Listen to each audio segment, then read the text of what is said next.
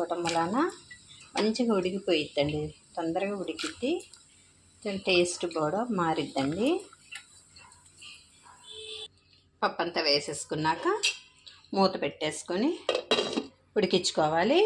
ఒక 5 నిమిషాలు ఉడికించుకున్నాక ఉల్లిపాయ పచ్చిమిర్చి కూడా వేసుకోవాలండి.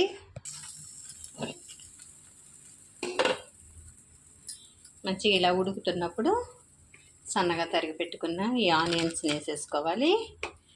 4 పచ్చిమిర్చి అండి వేసుకొని, ఒక్క టమాటా వేసుకున్నాము, సన్నగా తరిగి పెట్టుకున్నాం.